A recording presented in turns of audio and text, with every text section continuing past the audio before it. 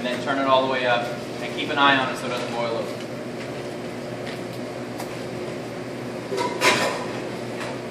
So, when I'm doing my knife skills, right, I don't need to drag out the sanitizing bucket in between different knife cuts because it's not like raw meat and then raw vegetables. Okay, just because at all times I want your table and your floor to be completely spotless. Like if you're working on carrots and there's parsley everywhere, that's a problem. I'll know right away that you're not cleaning up after yourself between your attacks. Okay. The other thing these are really good for is when we start cooking food, right? We never want to take our food straight from the can and plop it on the plate, right? So we're making a pasta, we don't just dump it on the plate, or if we're making a chicken breast, we don't drop it right on the plate, right? There's a couple of reasons for that. The most important one to me is that all that grease or any extra liquid or fluid is going to hang out on that plate, and it's going to have an undesirable presentation. Okay. So what we always do in here is you give yourself a couple of little paper towels, right? You have your side towel down there already, right, with your pan. You set your pan down on the table. You'll scoop up whatever food it is, and then just blot it lightly on the paper towel. We call it a landing zone, right? And then onto your plate. Then you won't have grease. You won't have like bloody juices. You won't have all that stuff hanging around on the bottom, right? It's a really easy way to make sure that your presentation is. It's just a blot without just setting it down there for a minute. Huh? We're just blotting. Yeah, just blot it. I mean, if it's just squirting out juice, we'll talk about how to do that. But yeah, it just needs a blot because this it'll wick away all the moisture that's on the outside of that thing. All right, so you won't have to worry about it. It'll also take fat. The other thing that this is good for, right? We have nice clean paper towels that were brand new. Okay, if we have a little bit of fat on top of something that doesn't need to have fat, like consommé or stock, you know, we skimmed it all off, we greased it the best we could.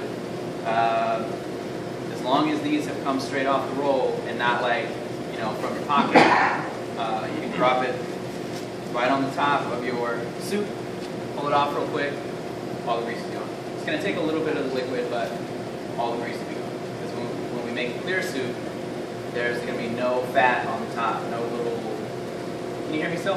Yes. Okay, there's going to be no little droplets of fat on there. There's some other stuff that we don't want that for too. Okay. So paper towels are important for you. Utensils, not just spoons, you know, sometimes you need forks and knives, those go on there too. Alright, and then everything else, we already talked about the equipment tray, right? I have my equipment tray. We're going to set these rolling racks out in the middle so that you guys can all get to them. You're going to label your equipment tray, even though you've all marked your knives, I see. I like that. Okay? You've all marked your knives. You guys did a good job by putting all of your equipment in the middle and not on the top so it doesn't poke anybody's eye out. Alright? And then the next thing is that all your mise en place, right? Mise en place. What does it mean? You put things in place. I got you. I got you first, right? Everything has a place, everything in its place, right? So all your mise en place, and so when I bring the card out for you guys next week, it's going to have everything that you need to make your mother sauce. That's what we're making next week. You're going to come up at the very beginning of class, get everything that you need for your whole group, and put it on a tray, put it on your rolling rack. And if there's anything that you notice that we're missing, let me know right away so I can go up to the storeroom and I can request it. Okay? So that way you're checking everything off your recipes and making sure that you have everything that you need. All your mise en place goes on a tray, right? All your ingredients. And then as you're making the food, as you're preparing for the 2-day class, first day we'll prepare, second day we'll finish, you might get the chance to finish all your mother sauces the first day. And we'll make small sauces. But what I want is when you're not working on something, right? So say I've cut my onions, right, or my mirepoix for my espagnole sauce. I'm going to put them on this tray, I'm going to put them away, and then I can work on something else. You're only working on one thing at your table at a time. It's really important because the messier it starts to get, there's 4 of you on a table, right? All with cutting boards at first. It's going to get really crowded. You guys are going to get cranky. There's going to be a mess. Okay. So one thing at a time. Everything else stays on a cart like this, labeled with your group number on it. Okay. And then when we do knife skills, what I like to do is I don't want to dirty up a bunch of pots and pans. So we'll put up a sheet pan with parchment paper, divide it off today. I don't think we need, probably won't be able to fit all 4 on there, so maybe 2 sheet pans for each group. and then divide it in half. So then I labeled what my knife cuts are. Okay, so that way when I come by and I check, I know that you understand what the size is supposed to be for the knife cut. And we're not going to do all of it today. You can practice whatever you want after you practice the ones that I show you. Okay? But what I really want you guys to do first is I want you to get the shape down. So if we're doing a dice, we won't even call it small dice yet. We'll just call it a dice. I want it to be in cubes. If we're doing a bâtonnet or a julienne, I want it to be in sticks that are 2 inches long. And I want it to be a square on the end. Not a rectangle, not a triangle, not a square on one end, rectangle on the other end. See those up there, right? Uniformity. That's what I want first. I want it to look like the shape that it's supposed to look like. Then, after you make it look like a dice, you can go ahead and go for the size that you want. So if we're talking about a julienne, it should be 1/8 by 1/8 by 2 inches. Okay? I realize that some of your handouts have some different stuff in them. Okay?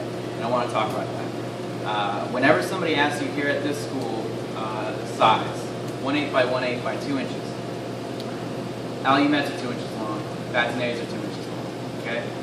You'll notice every chef, you know, depending on where you are in the world or what book they got it out of, is going to tell you something between 1 and 3 inches. 2 inches is what we want. Okay? And 2.5 is okay.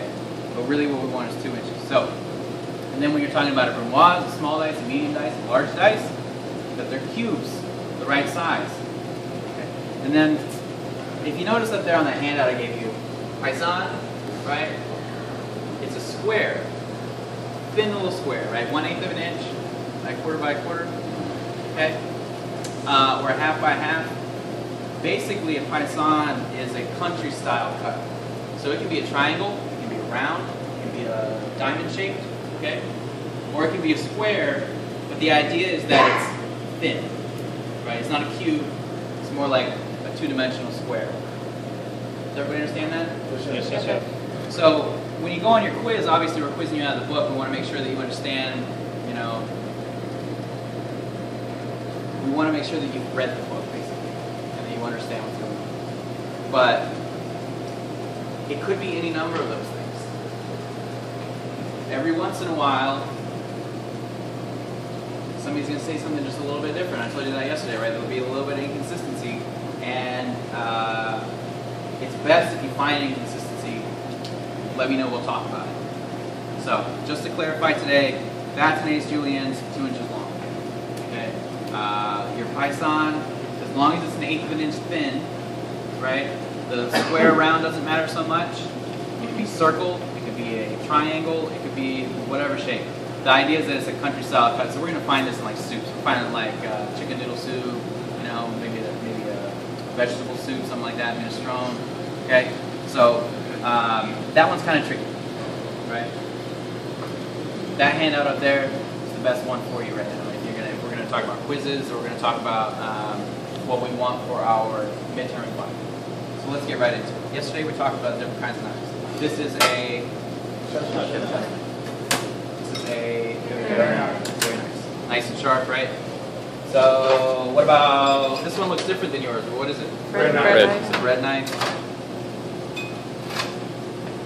Boning. Not quite. Damn. Paring. It's flexible. Okay, so it's just a utility knife. So that was just a trick. This one right here, you might not have seen before. This is a carving knife, right? It's for like melon carving and all that stuff, right? Keep it real sharp. It's not made out of the same kind of steel like your guys' high carbon steel blades. It's made out of just like a regular carbon content blade, so they rust really fast. Sushi knives are the same way. So if you go buy like the standard sushi knife, you got to take really, really good care of them because they start to rust right away. All right.